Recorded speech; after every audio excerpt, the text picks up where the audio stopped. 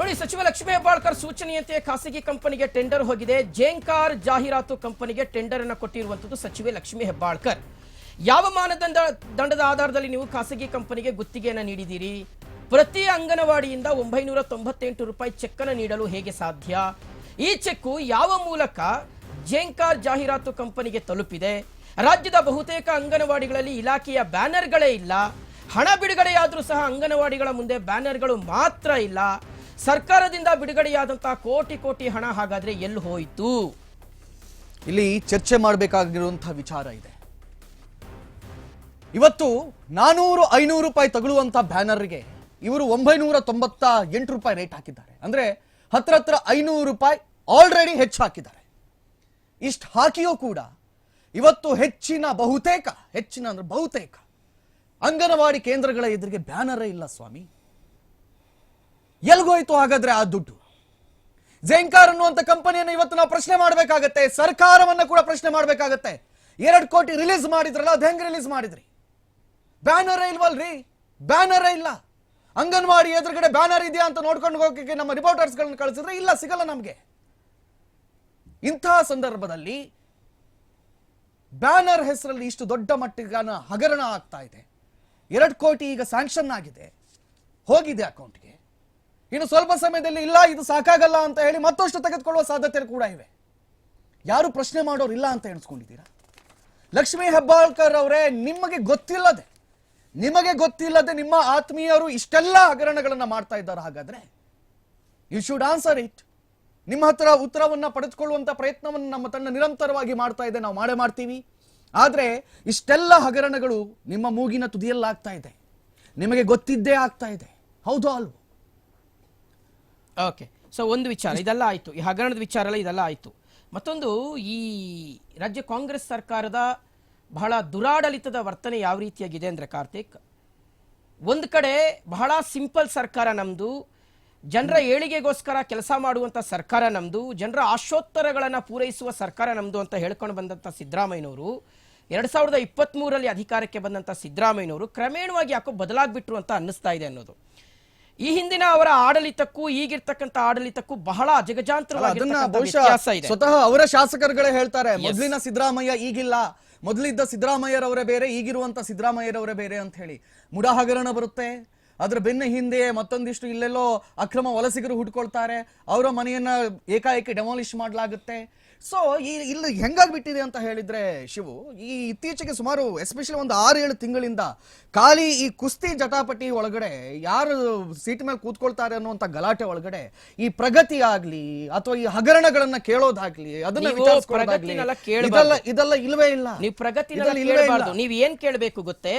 ಪಂಚ ಗ್ಯಾರಂಟಿಗಳನ್ನ ಕೊಟ್ಟಿದ್ದಾರಲ್ಲವೇ, 2,000 ರೂಪಾಯಿ ತುಂಬಾ ಚೆನ್ನಾಗಿ ನಿಮ್ಮ ಅಕೌಂಟ್ಗೆಲ್ಲ ಬರ್ತಾ ಇದೆಯಲ್ವೇ, ಅದರಿಂದ ಖುಷಿಯಾಗಿರಿ ಜನ ಅಂತ ಹೇಳ್ತಾ ಇದ್ದೀರಿ ವಿನಃ ನೀವು ಅಭಿವೃದ್ಧಿ ಏನಾಗ್ತಾ ಇದೆ ಅನ್ನೋದ್ರ ಬಗ್ಗೆ ಪ್ರಶ್ನೆ ಮಾಡಬಾರ್ದು. ಅದ್ರ ಜೊತೆಯಲ್ಲಿ ಕರೆಂಟ್ ಬಿಲ್ ಕೂಡ ಹೆಚ್ಚಾಗ್ಬಿಟ್ಟಿದೆ, ನಾನು ಅದನ್ನು ಕೂಡ ಪ್ರಶ್ನೆ ಮಾಡಬಾರ್ದು. ಸಿಂಪಲ್ ಸರ್ಕಾರ ಅಂತ ನಾನು ಯಾಕೆ ಹೇಳಿದೆ ಸ್ಟಾರ್ಟಿಂಗ್ ಅಲ್ಲಿ ಅಂದ್ರೆ, ಮೊನ್ನೆಯಷ್ಟೇ ರಾಜ್ಯ ಸರ್ಕಾರ 1000 ದಿನಗಳನ್ನ ಪೂರೈಸಿರ್ತಕ್ಕಂತಹ ಒಂದು ಬಹಳ ಸಂಭ್ರಮಾಚರಣೆಯಲ್ಲಿ ಹಾವೇರಿಯಲ್ಲಿ ಬೃಹತ್ ಕಾರ್ಯಕ್ರಮವನ್ನ ಮಾಡಿದ್ರು. ಆ ಕಾರ್ಯಕ್ರಮಕ್ಕೆ ಎಷ್ಟು ಕೋಟಿ ರೂಪಾಯಿ ಖರ್ಚಾಯಿತು ಅದ್ರ ಬಗ್ಗೆ ಲೆಕ್ಕ ಕೇಳೋರು ಯಾರು ಇಲ್ಲ, ಲೆಕ್ಕ ಹೇಳೋರು ಯಾರು ಇಲ್ಲ. ಇವರು ಸರ್ಕಾರ ಅಧಿಕಾರಕ್ಕೆ ಬಂದು 100 ದಿನಕ್ಕೊಂದು ಕಾರ್ಯಕ್ರಮ, ಸರ್ಕಾರ ಅಧಿಕಾರಕ್ಕೆ ಬಂದು 1 ವರ್ಷಕ್ಕೊಂದು ಕಾರ್ಯಕ್ರಮ, ಸರ್ಕಾರ ಅಧಿಕಾರಕ್ಕೆ ಬಂದು 1000 ದಿನಕ್ಕೊಂದು ಕಾರ್ಯಕ್ರಮ, ಮುಖ್ಯಮಂತ್ರಿಗಳು ಇರ್ತಾರೋ ಇಲ್ವೋ ಅನ್ನೋದಕ್ಕೆ ಅದಕ್ಕೊಂದು ಕಾರ್ಯಕ್ರಮ, ಮುಖ್ಯಮಂತ್ರಿಗಳು ಬದಲಾದ್ರೆ ಅದಕ್ಕೊಂದು ಕಾರ್ಯಕ್ರಮ, ಇವ್ರು ಎಲ್ಲದಕ್ಕೂ ಒಂದೊಂದು ಕಾರ್ಯಕ್ರಮ ಮಾಡ್ಕೊಂಡು ಆ ಕಾರ್ಯಕ್ರಮ ಸಮಾವೇಶಗಳಿಗೆ ಕೋಟ್ಯಾಂತರ ರೂಪಾಯಿ ಹಣ ವ್ಯಯಿಸ್ತಾ ಇದ್ದಾರೆ, ವೆಚ್ಚ ಮಾಡ್ತಾ ಇದ್ದಾರೆ. ಅಷ್ಟು ದುಡ್ಡನ್ನ ಪೋಲ್ ಮಾಡುವಂತಹ ಅಗತ್ಯತೆ ಏನಿತ್ತು ಅನ್ನುವ ಪ್ರಶ್ನೆ ಒಂದು ಕಡೆ ಇದೆ. ಮಗದೊಂದು ಕಡೆ ಸಿದ್ದರಾಮಯ್ಯನವರೇ, ನೀವು ಉತ್ತರ ಕೊಡಬೇಕು. ಪದೇ ನಾನು ಅದೇ ಪದವನ್ನು ಉಪಯೋಗಿಸ್ತೀನಿ. ಬಹಳ ಸಿಂಪಲ್ ಸಿಎಂ ಅಂತ ಹೇಳ್ಕೊಳ್ಳುವಂತ ಸಿದ್ದರಾಮಯ್ಯನವರು ಮೊನ್ನೆ ಸುಮಾರು 6 ಅಡಿ ಎತ್ತರದ ಒಂದು ಅವರ ಮೂರ್ತಿಯನ್ನ, ಪುತ್ಥಳಿಯನ್ನ DK ಶಿವಕುಮಾರ್ ಅವರು ಉದ್ಘಾಟನೆ ಮಾಡಿದ್ದಾರೆ, ಶಿಲಾನ್ಯಾಸ ಮಾಡಿಕೊಟ್ಟಿದ್ದಾರೆ, ಅದನ್ನ ಓಪನ್ ಮಾಡಿಕೊಟ್ಟಿದ್ದಾರೆ. ಸೊ ಹೀಗಿರ್ತಕ್ಕಂಥ ಮುಖ್ಯಮಂತ್ರಿಗಳು ಇವತ್ತು ರಾತ್ರಿ ಎಷ್ಟು ಜನ ಹೋಗ್ತಾ ಇದ್ದಾರೆ? ನಿಮ್ಮ ಪಕ್ಷದ ನಾಯಕರುಗಳು, ಶಾಸಕರು, ಸಚಿವರುಗಳು ಎಷ್ಟು ಜನ ಫಾರಿನ್ ಟ್ರಿಪ್ ಹೋಗ್ತಾ ಇದ್ದಾರೆ ಅಂತ ಲೆಕ್ಕ ಕೊಡ್ಲಿಕ್ಕೆ ಇವರು ಹೆದರ್ತಾ ಇದ್ದಾರೆ. ಇನ್ನು ಆ ಲೆಕ್ಕ ಗೊತ್ತಿಲ್ಲ ಎಷ್ಟು ಜನ ಹೋಗ್ತಾ ಇದ್ದಾರೆ ಅಂತ. ಅಲ್ಲ, ಎಷ್ಟು ಜನ ಹೋಗ್ತಾ ಇದ್ದಾರೆ ಅನ್ನೋದಕ್ಕಿಂತಲೂ ಶಿವು, ಎಷ್ಟು ಜನ ಹೋಗ್ತಾ ಇದ್ದಾರೆ ಅನ್ನೋದಕ್ಕಿಂತಲೂ ಇಲ್ಲಿ ಆಶ್ಚರ್ಯಕರ ವಿಚಾರ ಏನು ಅಂತ ಹೇಳಿದ್ರೆ, ಇವರು ಸ್ಟಡಿಗೆ ಹೋಗ್ತಾ ಇದ್ದಾರಂತೆ. ಇಲ್ಲಿಗೆ ಆಸ್ಟ್ರೇಲಿಯಾಗೆ ಮತ್ತು ನ್ಯೂಜಿಲೆಂಡ್ಗೆ. ಅಲ್ಲ ಸ್ವಾಮಿ, ಇಲ್ಲಿರೋ ಗುಂಡಿಗಳನ್ನ ಮುಚ್ಚಿ. ಅಯ್ಯೋ ನಮ್ ದುಡ್ಡು ಫಸ್ಟ್ ಆಫ್ ಆಲ್ ಅದೇ ಶಾಸಕರು ಹೇಳ್ತಾರೆ, ಅಲ್ಲಲ್ಲ ನಾ ಹೇಳೋದು, ಆ ಶಾಸಕರೆಲ್ಲ ಹೇಳ್ತಾರೆ ನಮ್ಗೆ ಅನುದಾನ ಸಿಗ್ತಾ ಇಲ್ಲ ಸರ್, ನಮ್ಗೆ ಕ್ಷೇತ್ರದ ಜನತೆ ಕೇಳ್ತಾ ಇದ್ದಾರೆ, ನಮ್ಗೆ ಅಭಿವೃದ್ಧಿ ಮಾಡಕ್ಕೆ ದುಡ್ಡಿಲ್ಲ ಅಂತ ಹೇಳ್ತಾ ಇದ್ದಾರೆ. ಅಲ್ಲಿ ಸಮೀಕ್ಷೆ ಮಾಡ್ಕೊಂಡು ಬಂದು ಇಲ್ಲಿ ಏನ್ ಮಾಡ್ತಾರೆ ಇವರು? ದುಡ್ಡಿಲ್ಲ ಅಂದ್ರೆ ಮೇಲೆ ಸಮೀಕ್ಷೆ ಅಗತ್ಯತೆ ಏನಿದೆ ನಮ್ ಅಂತ. ದುಡ್ಡಲ್ಲಿ ನಾವು ಹೋಗ್ತಾ ಇದೀವಪ್ಪ, ನಿಮ್ದೇನ್ ಅಭ್ಯಂತರ ಏನು? ನಮ್ ದುಡ್ಡಲ್ಲಿ ನಾವೇನ್ ಸರ್ಕಾರ ದುಡ್ಡಲ್ಲಿ ಹೋಗ್ತಿದೀವ, ಪಕ್ಷದ ದುಡ್ಡಲ್ಲಿ ಹೋಗ್ತಾ ಇದೀವ? ನಮ್ ದುಡ್ಡಲ್ಲಿ ನಾವು ಹೋಗ್ತಾ ಇದೀವಿ, ನಿಮಗೇನ್ ಸಮಸ್ಯೆ ಏನು ಅನ್ನುವ ಪ್ರಶ್ನೆಯನ್ನು ಅವರಿಟ್ಟಿದ್ದಾರೆ. ಆದರೆ ನಿಮ್ ದುಡ್ಡಲ್ಲಾದ್ರೂ ಹೋಗಿ, ನಿಮ್ ಮನೆಯವ್ರ ದುಡ್ಡಲ್ಲಾದ್ರೂ ಹೋಗಿ, ಏನ್ ಬೇಕಾದ್ರೂ ಮಾಡ್ಕೊಳ್ಳಿ. ಆದರೆ ಅದಲ್ಲ ಪಾಯಿಂಟ್. ಆಕ್ಚುಲಿ ಇನ್ನೊಂದು 15 ದಿನದಲ್ಲಿ, 15ರಿಂದ 20 ದಿನದಲ್ಲಿ ಮುಖ್ಯಮಂತ್ರಿ ಸಿದ್ದರಾಮಯ್ಯನವರು ಬಜೆಟ್ ಅನ್ನ ಮಂಡನೆ ಮಾಡ್ತಾರೆ. ಇದೇ ಸಚಿವರುಗಳು, ಇದೇ ಶಾಸಕರುಗಳು ನಮ್ಮ ಕ್ಷೇತ್ರಕ್ಕೆ ಅನುದಾನ ಬರ್ತಾ ಇಲ್ಲ ಅಂತ ಬೊಬ್ಬೆ ಹೊಡಿತಾ ಇದ್ರು. ಇಂತಿಪ್ಪ ಶಾಸಕರುಗಳು, ಸಚಿವರುಗಳು ಬಜೆಟ್ ಮಂಡನೆ ಮಾಡ್ತಾ ಇರ್ತಕ್ಕಂಥ ಇಂತಹ ಸಂದರ್ಭದಲ್ಲಿ ನೀವು ಫಾರಿನ್ ಟ್ರಿಪ್ ಹೋಗ್ತೀರಿ ಅನ್ನೋದಾದ್ರೆ, ನೀವು ಹೆಂಗೆ ಈ ಬಾರಿಯ ಬಜೆಟ್ ನಲ್ಲಿ ನಿಮ್ಮ ಕ್ಷೇತ್ರಗಳಿಗೆ ಅನುದಾನ ಬೇಕೇ ಬೇಕು ಅಂತ ಹಠ ಹಿಡಿದು ಕೂತ್ಕೋತೀರಿ? ಹೆಂಗೆ ಮುಖ್ಯಮಂತ್ರಿಗಳಿಗೆ ಮನವರಿಕೆ ಮಾಡ್ಕೊಡ್ತೀರಿ? ಸರ್, ಈ ಕೆಲಸಕ್ಕೆ ಇಷ್ಟು ಬೇಕು, ಈ ಕೆಲಸಕ್ಕೆ ಇಷ್ಟು ಬೇಕು, ಈ ಇಲಾಖೆ ಮೂಲಕ ನಮ್ಗೆ ಹಣವನ್ನ ಬಿಡುಗಡೆ ಮಾಡಿಸ್ಕೊಡಿ ಅಂತ ಯಾವ ಆಧಾರದ ಮೇಲೆ, ಎಲ್ಲಿಂದ ನೀವು ಬೇಡಿಕೆ ಇಡ್ತೀರಿ ಮುಖ್ಯಮಂತ್ರಿಗಳಿಗೆ? ಬಜೆಟ್ ಮಂಡನೆ ಮಾಡ್ತಾ ಇರ್ತಕ್ಕಂಥ ಇಂಥ ಸಂದರ್ಭದಲ್ಲಿ ನೀವು ಆರಾಮಾಗಿ ಫಾರಿನ್ ಟ್ರಿಪ್ ಹೋಗಿ 1ನೇ ತಾರೀಕು ಬರ್ತಾರಂತೆ ಮುಖ್ಯಮಂತ್ರಿಗಳು. 6ನೇ ತಾರೀಕು ಬಜೆಟ್ ಮಂಡನೆ ಮಾಡ್ತಾರೆ. ಇವರು 1ನೇ ತಾರೀಕು ವಾಪಸ್ ಬರೋದಾದ್ರೆ ಇನ್ನೆಲ್ಲಿಂದ ನಿಮ್ಮ ಕ್ಷೇತ್ರಗಳಿಗೆ ಇಷ್ಟಿಷ್ಟು ಬೇಕು ಅಂತ ಮುಖ್ಯಮಂತ್ರಿಗಳಿಗೆ ಬೇಡಿಕೆ ಇಡ್ತೀರಿ, ಮನವರಿಕೆ ಮಾಡ್ಕೊಡ್ತೀರಿ, ಮನವಿ ಇಡ್ತೀರಿ? ಇದೇಗಿರ್ತಕ್ಕಂಥ ದೊಡ್ಡ ಪ್ರಶ್ನೆ. ಓಕೆ, ಕಾರ್ತಿಕ್ ಮಾತಾಡೋಣ. ಸಾರ್ವಜನಿಕರ ಬಗ್ಗೆ ಮಾತನಾಡಿದರೆ ನೋಡೋಣ. ಇದರಲ್ಲೇ ಸರ್ಕಾರದಲ್ಲೇ ಕಳ್ಳರಿದ್ದಾರೆ.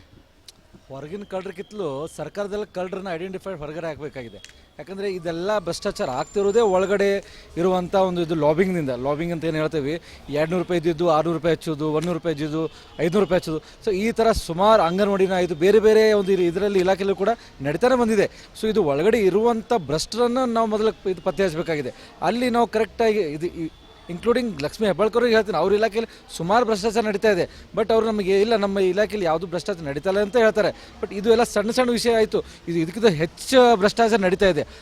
ಇದು ಬಹುಶಃ ಅವರಿಗೆ ಗೊತ್ತಿರಲಿಕ್ಕಿಲ್ಲ. ಸೊ ಇದನ್ನು ನಾವು ಕಡಿವಾಣ ಹಾಕಲೇಬೇಕಾಗಿದೆ. ಯಾಕಂದರೆ ಇಂಥ ಸಣ್ಣ ಸಣ್ಣ ವಿಷಯದಲ್ಲಿ ನಾವು ಭ್ರಷ್ಟಾಚಾರ ಮಾಡ್ಕೊತೋದ್ರಿ ಎಲ್ಲ ಸರ್ಕಾರಕ್ಕೆ ನಾವು ಕಟ್ಟುವಂಥ ತೆರಿಗೆ ಹಣ ಇಲ್ಲಿ ಇದು ಲೂಟಿ ಆಗ್ತಾ ಇದೆ. ಸೊ ಇದು ಆಗಬಾರ್ದು ಅಂತ ಈ ಬಗ್ಗೆ ತನಿಖೆಗೆ 100% ತನಿಖೆ ಆಗಲೇಬೇಕು. ಯಾವುದೇ ಇಲಾಖೆಯಲ್ಲಿ, ಎಸ್ಪೆಷಲಿ ಅಂಗನವಾಡಿ, ಇದು ಒಂದು ಬಡ ವಿದ್ಯಾರ್ಥಿಗಳು ಕಲಿಯುವಂಥ ಒಂದು ಅಂಗನವಾಡಿ ಇದರಲ್ಲಿ ಇಲಾಖೆಯಲ್ಲಿ ಖಂಡಿತವಾಗಿಯೂ ಇದು ನಿಷ್ಪಕ್ಷವಾಗಿ ಒಂದು ತನಿಖೆ ಆಗಲೇಬೇಕು. ಯಾರೇ ತಪ್ಪಿತಸ್ಥರಿದ್ದರೂ ಅವ್ರ ವಿರುದ್ಧ ಒಂದು ಕಠಿಣವಾಗಿ ಕ್ರಮವನ್ನು ಜರುಗಿಸಬೇಕು. ನೀವೇನು ಹೇಳಿದ್ರೆ